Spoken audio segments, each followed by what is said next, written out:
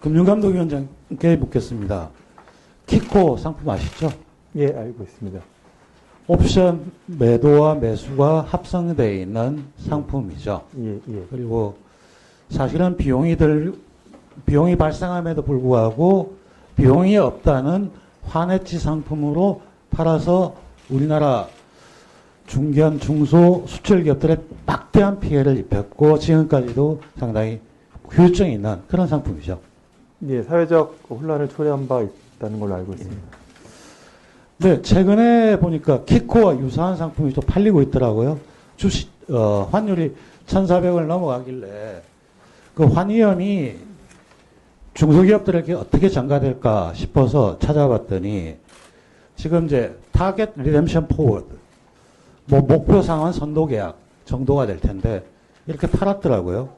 봤더니 총액 한 2019년부터 현재까지 한 22조. 그 중에 우리은행이 한 11조를 팔았고 가장 적게 판 게 하나은행이더라고요. 물론 이제 오후 질의시간에 물어볼 예정인데요. 이런 상품 있는 거 아셨습니까? 예, TRF에 대해서는 예, 이해하고 있습니다. 그래서 지금 다음 화면을 보시면 TRF 상품 설명서를 보면 이 상품은 초고위험 상품으로 빨간색으로 아주 적시되어 있고요. 그런 면에서 보면 키코의 투자 대상이 되지 않는 사람들이 팔지 않아야 된다는 그 교훈은 잘 되고 있는 것 같습니다. 그래서 이 상황을 판단하는 과정 속에서 우리 의원실에서 금감원하고 이야기를 좀 하긴 했었어요.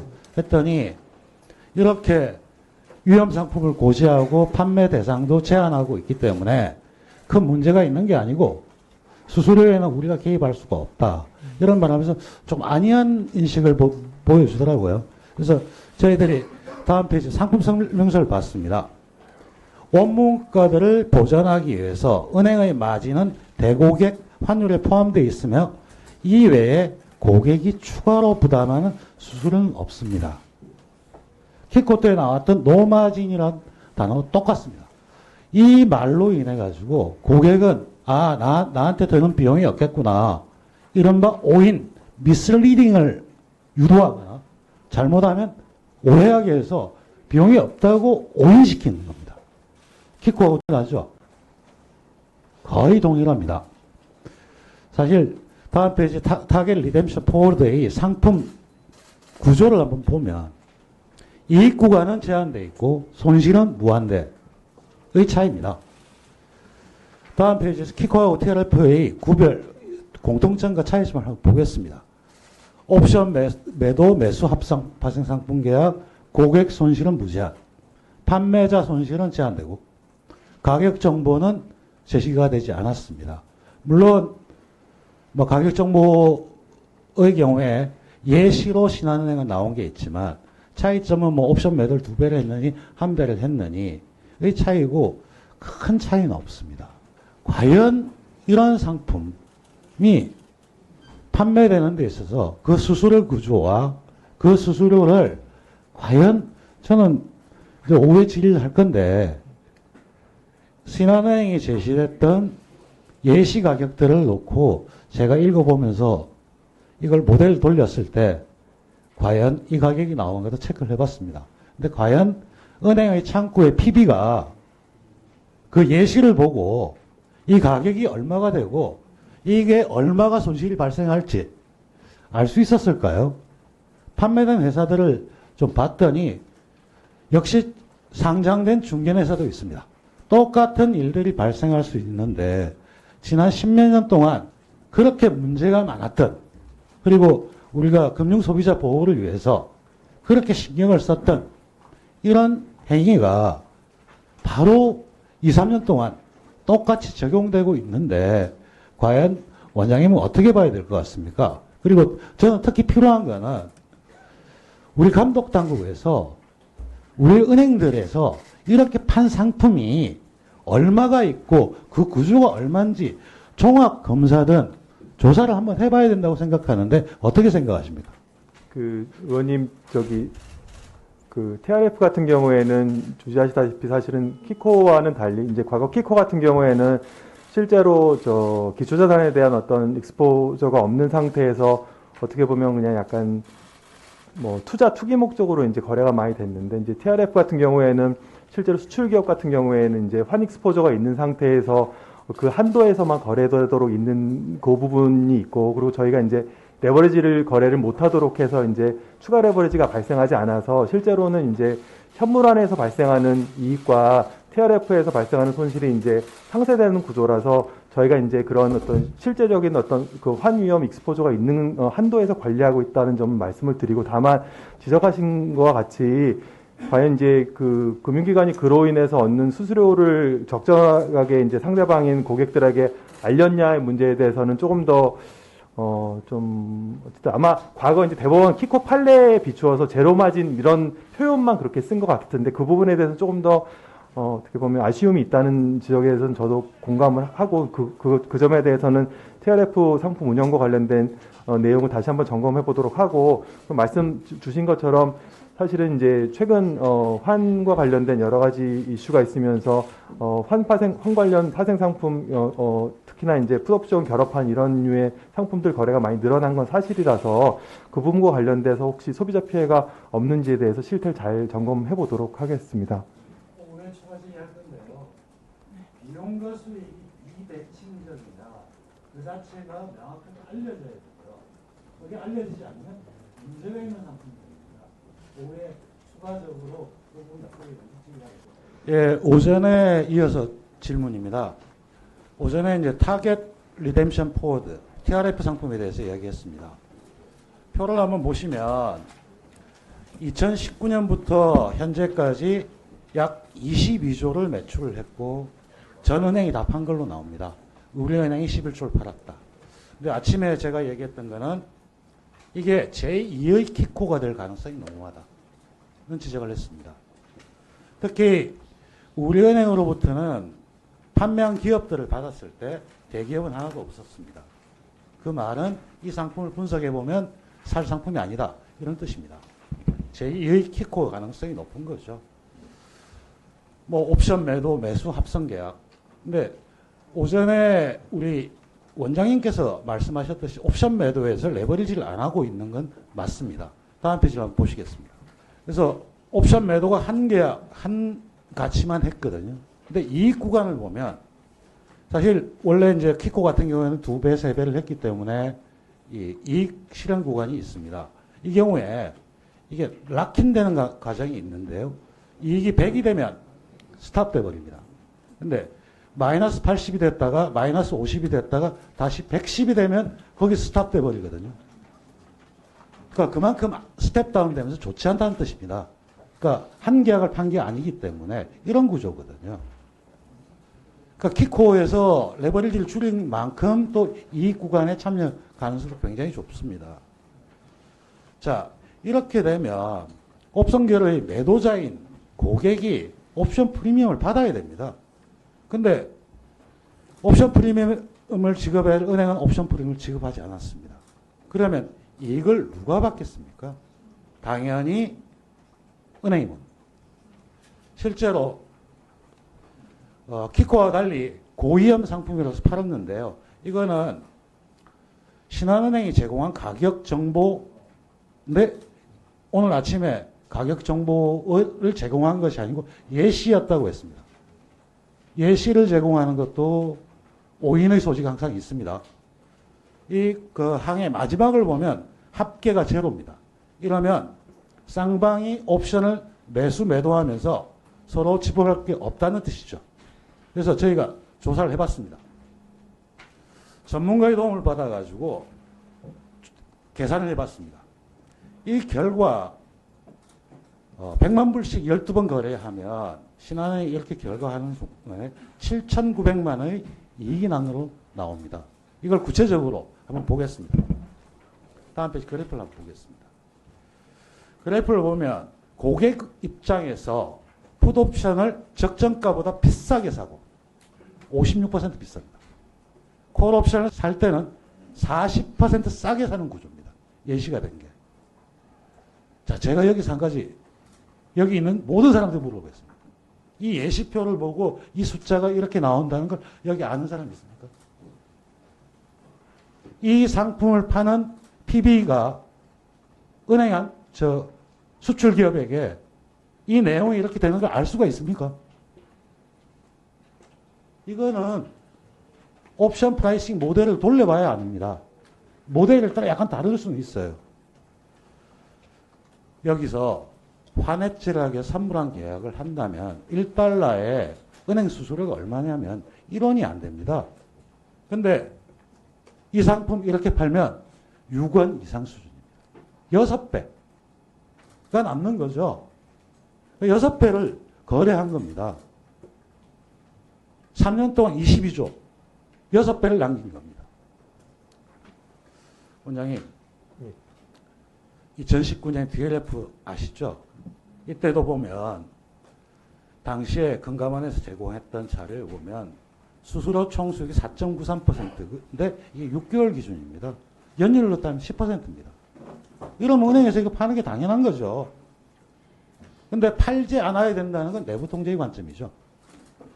고객한테 적합한지 이 문제 아닙니까? 이런 상태인데 금감원한테 저희가 사전 질의를 했을 때도 수수료에 대해서는 저희들이 관여할 사항이 아닙니다.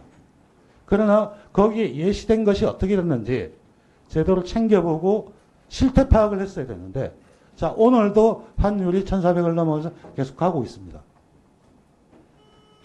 제가 이걸 보게 된 이유가 키코 같은 일이 벌어질까봐 실태 조사를 하다 보니까 업계에서 손실이 발생하고 있다. 어떻게 했으면 좋겠냐고 민원이 들어왔기 때문에. 금감원은 그때까지 내용을 몰라요. 자, 저는 본의에는 두 가지가 필요하다고 생각합니다. 첫 번째, 각 은행장님께서는 이 상품의 실태를 전수조사를 해보셔야 됩니다. 그리고 실제 몇몇 기업은 상장회사가 있고 이 상품 계약으로 인해서 또한 예전에 상장 폐지가 될 가능성이 높고 농후한 아주 좋은 회사를 망치는 결과를 나올 수도 있습니다.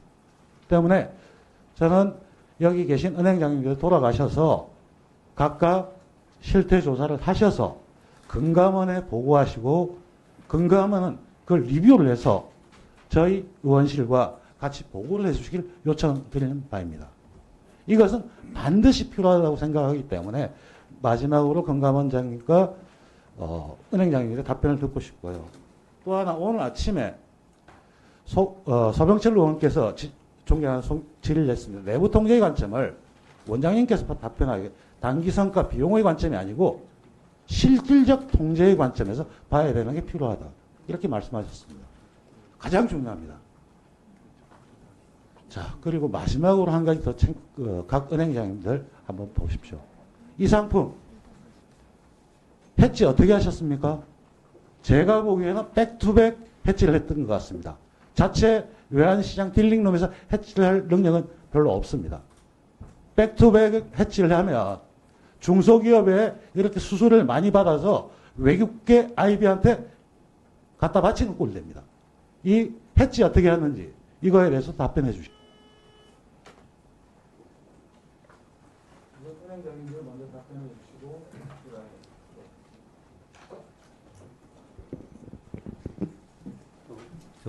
우리은행 이원덕 행장입니다. 의원님 굉장히 고난도의 상품이고 매우 전문적인 상품에 대해서 말씀해 주셨는데 제가 소상히 파악은 못했습니다. 하여튼 가격 정보를 제공하고 있는지 여부 이런 것도 사실 의원님 말씀하셔서 좀 인지하게 됐는데요.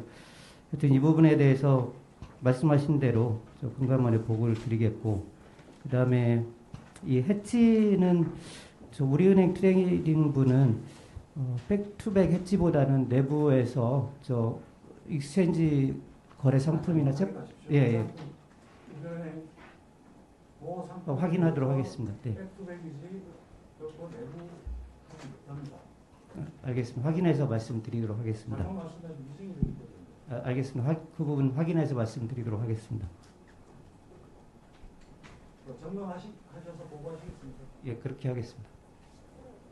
네, 저 하나은행 말씀드리겠습니다. 저희는 이 TRF 관련해서는 올해 같은 경우 9건에 4,500만 불이어서 지난번에 DLF로 저는 많이 저희 은행이 수업료를 냈기 때문에 철저하게 그 이후에 전문 투자자라든지 외환 거래 규모가 300만 불 이상인 사람에 대해서 기업에 대해서 한정적으로 저희는 하고 판매도 반드시 본점의 담당 딜러만이 할 수 있도록 해서 아마 제가 그 세부 내용까지는 파악은 안 했습니다만 큰 문제는 없을 것으로 보고 있고 자세한 내용 파악해서 추후 보고드리겠습니다.